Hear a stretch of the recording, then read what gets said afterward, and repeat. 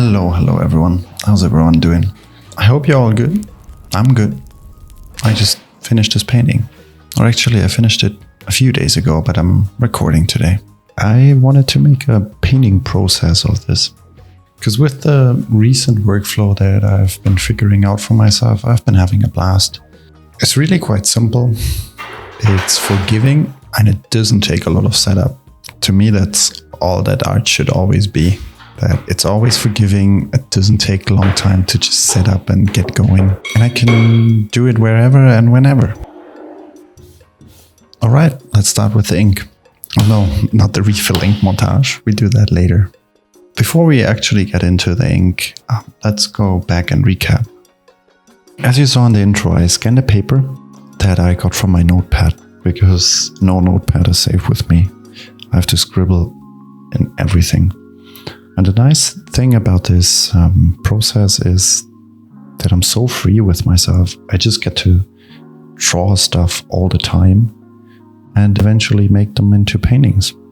And I love this. This is amazing. I used to work differently, but this gives me immense amount of freedom. And I think that's great. I love that. So when I scan my sketches, I sometimes correct a few things here and there. But usually it's not that much. But even if you wanted to push that, you could technically. I'm just thinking of getting the lines that I drew with the pencil from copying from the window, right? And I'm trying to keep loose. This is not about getting the perfect resemblance of what the sketch used to be. This is about making a new painting that resembles the old sketch. So I'm free with it. I just have this grid to hold me.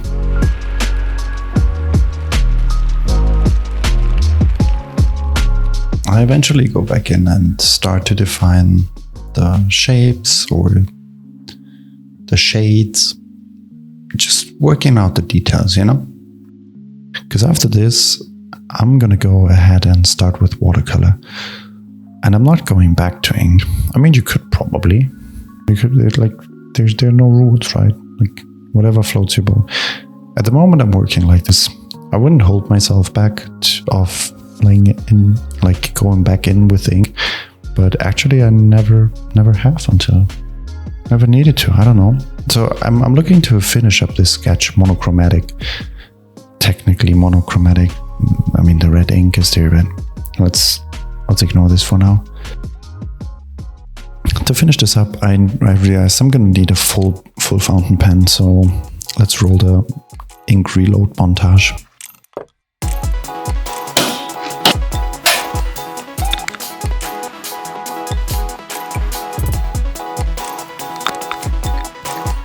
Noise. After that is out of the way, let's go ahead and make a bunch of lines.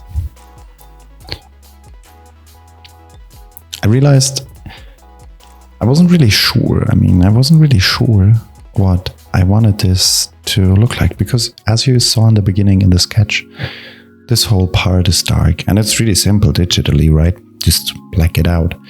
And I have bigger pens to black it out, but I'm just not happy with usually how black looks.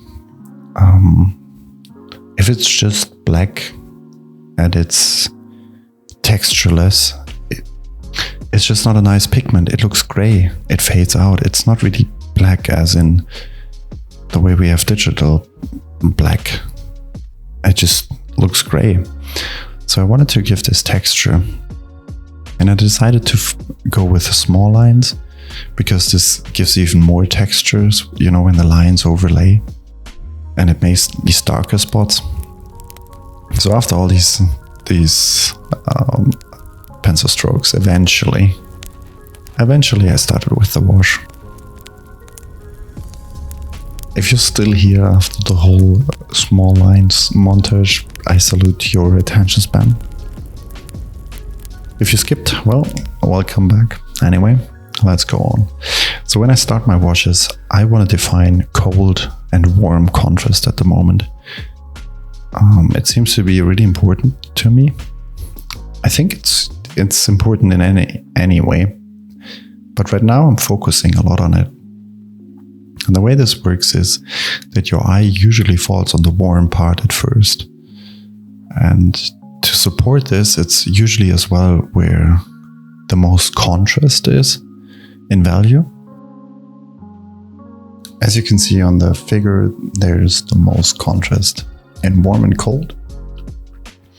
Looking at the background, it lifts it up from the background, from the cold background that we're going to come in later and fill with a cold blue.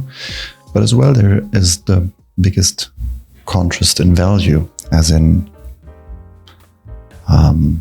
black and white, or technically the light and the darker colors. So after defining the warm and the cool parts, you have to let it dry. This takes a while.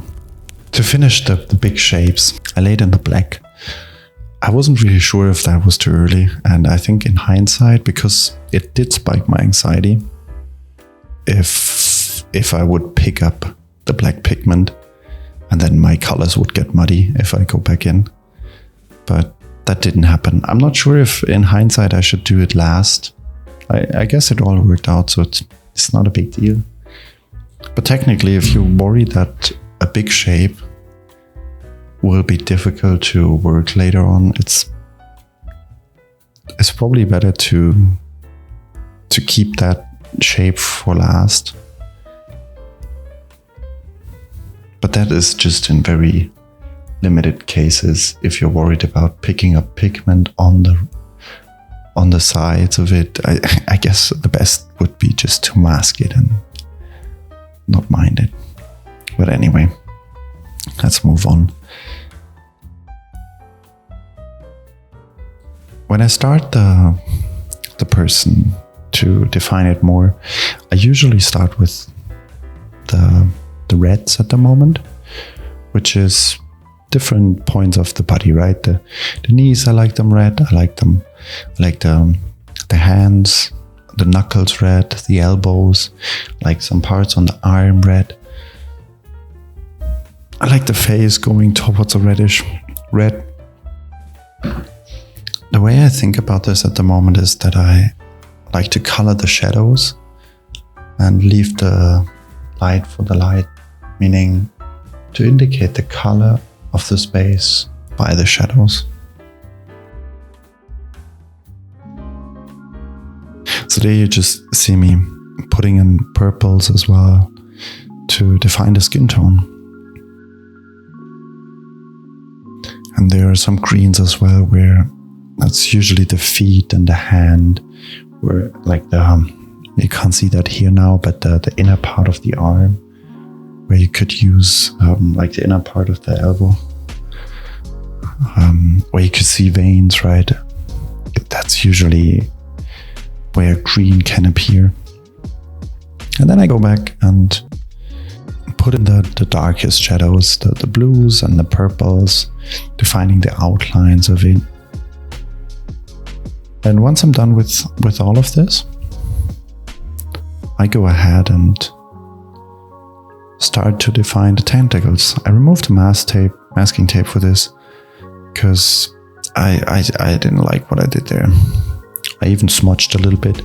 To be honest, I kind of like this. I kind of like that smudge on the left side. It makes it feel like it's pulling some water, but anyway, little happy accidents, right? Happy accidents. I decided to have the tentacles purple, and the tentacles serve the purpose of deflecting the viewer's attention from the figure upwards to the open space. You start off with this very intense situation of this person and this big shadow, and the tentacles kind of free up the eyes and make the eyes wander up a little bit.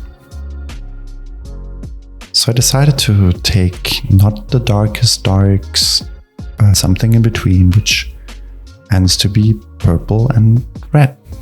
It's not the lightest light, because I don't want to catch the eye. It doesn't want to catch the eye, it wants to be between. So I define them in purple and red.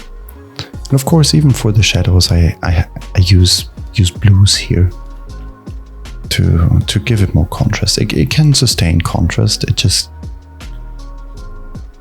shouldn't have too much warm colors in that. I even give it a little bit of a not yellow but orange light. And I think in hindsight I will next time use white ink. But this worked just fine. Anyways, until next time, I hope you all have a good day. If you like moody paintings, maybe you like this video.